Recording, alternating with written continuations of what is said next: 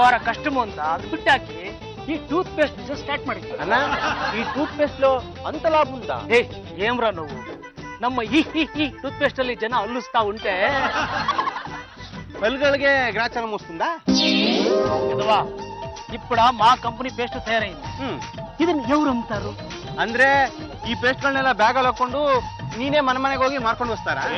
ತಿನ್ನೋದು ಇದನ್ನ ತಯಾರು ಮಾಡಿದವರೆ ಯಾರು ಮಾರಲ್ಲ. ಅದಕ್ಕೆ ಅಂತ ನಾನು ಶಿಷ್ಯಂದ್ರ ಹಿಡಿದು ಹಾಕಿ. ಎಲ್ಲಿದ್ದಾರೆ ನೀ ಶಿಷ್ಯಂದ್ರು? ಅక్కడ చూಡ್ರ ಇಂಪೋರ್ಟೆಡ್ ಜೆಟ್ಸ್ ಬರ್ತಾ ಇದ್ದಾರೆ. ಇದು ಸಾಧಾರಣವಾದ ಪೇಸ್ಟ್ ಕಾದು మన ಈ ಟೂತ್ ಪೇಸ್ಟ್ ನ ಯಾರು ಉಪಯೋಗಿಸ್ತಾರೆ ಅವರಿಗೆ ಡೆಂಟಲ್ ಹೆಲ್ತ್ ಅಗ್ರಿಮೆಂಟ್ ಮಾಡ್ಕೊಡ್ತೀವಿ. ಹಲ್ಲಿಗೂ ಅಗ್ರಿಮೆಂಟಾ? ಅವನು ಈ ಟೂತ್ ಪೇಸ್ಟ್ ನ ಯಾರಾದ್ರೂ 3 ತಿಂಗಳು ಉಜ್ಜಿ ಅವರ ಹಲ್ಲು ಉದುರೋದ್ರೆ ನೀನು ಕೊತ್ತ ಹಲ್ಲು ಕಟ್ಟಿಸ್ತಾರೆ. ಹಲ್ಲಿಗೂ ಇನ್ಶೂರೆನ್ಸ್?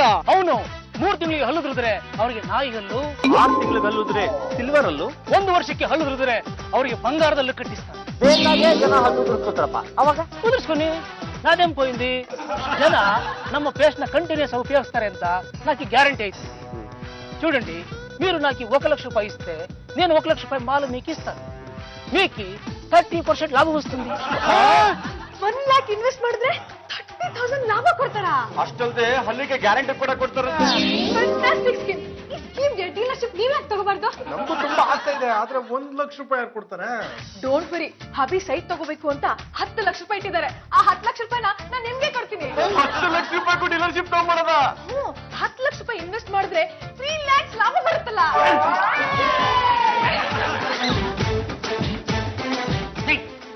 ಮಠ ಮಧ್ಯಾಹ್ನದ ಹೊತ್ತಲ್ಲಿ ಹಲ್ಲು ಉಜ್ಕೊಂಡು ನಿಂತಿದ್ದೀರಲ್ಲ, ಬೆಳಗ್ಗೆನೆ ತಿಕ್ಕೊಳ್ಳೋದಕ್ಕೆ ನಿಮ್ಗೆ ಏನ್ ಬಂದಿತ್ತು ದೊಡ್ಡ ರೋಗ?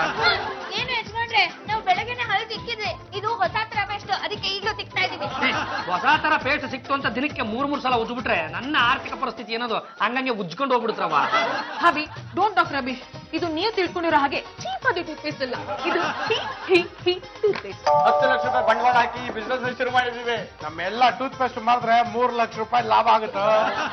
ಈ ಲಾಭದ ಮಾತು ಒತ್ತಟ್ಟಿಗಿರಲಿ, 10 ಲಕ್ಷ ರೂಪಾಯಿ ಬಂಡವಾಳ ಉಳಿದೀನಿ ಅಂತ ಹೇಳಿದ್ರಲ್ಲಪ್ಪ, ಅಷ್ಟೊಂದು ದುಡ್ಡು ತಮ್ಮಿಬ್ಬರ ಹತ್ರ ಎಲ್ಲರಪ್ಪ ಇತ್ತು? ನೀವು ಸೈಟ್ ತಗೊಳ್ಳೋದಕ್ಕೆ ಅಂತ 10 ಲಕ್ಷ ರೂಪಾಯಿ ಇಟ್ಟಿದ್ರಲ್ಲ, ಅದನ್ನ ಇವ್ರಿಗೆ ಬಂಡವಾಳವಾಗಿ ಕೊಟ್ಟಿದ್ದೀನಿ.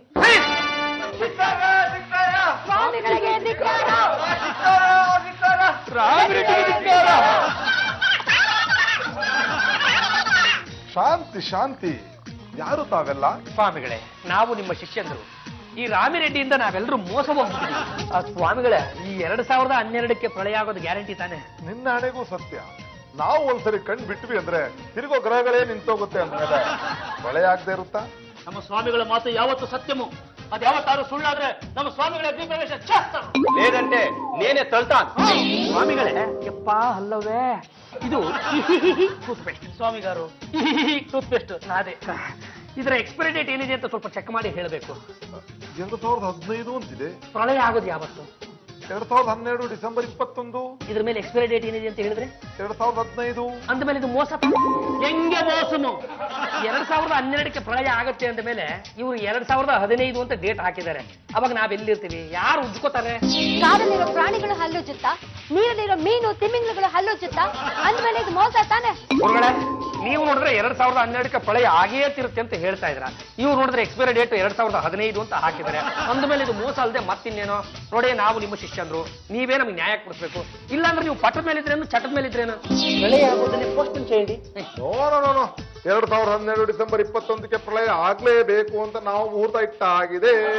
ಹಾಗಿದ್ರೆ ಈ ಪೇಸ್ಟ್ ಅನ್ನ ಕ್ಯಾನ್ಸಲ್ ಮಾಡಿಸಿ ನಮ್ಮ ದುಡ್ಡು ನಮ್ಗೆ ವಾಪಸ್ ಕೊಡ್ಸಿ.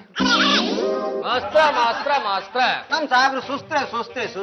ಸ್ವಾಮಿ, ಇವ್ರು ಮಾರ್ತಾ ಇರೋ ಟೂತ್ ಪೇಸ್ಟ್ ಮೇಲೆ ವಿಪರೀತ ಕಂಪ್ಲೇಂಟ್ ಬಂದಿದೆ. ಗೂಂಡ ಕಾಯ್ದೆ ಹೇಳಿ ಈ ರೆಡ್ಡಿನ ಅರೆಸ್ಟ್ ಮಾಡ್ತಾ ಇದೀವಿ. ಬಂದ್ರೆ ಒದ್ದಂಡಿ ಎಸ್ ಐ ಗಾರು, ಪ್ರಳಯ ಡೇಟ್ಗೂ ಎಕ್ಸ್ಪೈರಿ ಡೇಟ್ಗೂ ಕೊಂಚ ಡಿಫರೆನ್ಸ್ ಇದೆ ಅಷ್ಟೇ. ಹಾಗಿದ್ರೆ ಇವ್ರು ಕೊಟ್ಟರೋ ಬಂಡವಾಳ 10 ಲಕ್ಷ ರೂಪಾಯಿ ವಾಪಸ್ ಕೊಡಿ. ಆಯ್ತು, 10 ಲಕ್ಷ ವಾಪಸ್ ಕೊಡ್ತೀನಿ. ತಾವು ನನಗೊಂದು ಸಹಾಯ ಮಾಡ್ಬೇಕು ಸ್ವಾಮಿ. ಏನ್ ಸಹಾಯ ಮಾಡ್ಬೇಕು ಗೊತ್ತಾ? ನಿಮ್ಮ ಹತ್ರ ಬರೋ ಭಕ್ತಾದಿಗಳೆಲ್ಲ ಈ ಟೂತ್ ಪೇಸ್ಟ್ ಉಜ್ಜಿ ತಮ್ಮ ದರ್ಶನ ಮಾಡ್ಬೇಕು ಅಂತ ತಾವು ಆದೇಶ ನೀಡಬೇಕು. ಅಂತೆಕಾದು ಸ್ವಾಮಿ, ಎವ್ರೆವ್ರು ಈ ಟೂತ್ ಪೇಸ್ಟ್ ಹಲ್ಲು ಉಚ್ತಾರೋ ಅವ್ರು ಯಾರು ಪ್ರಳಯದ ಸಾಯಲ್ಲ ಅಂತ మీకు చెప్పాలా?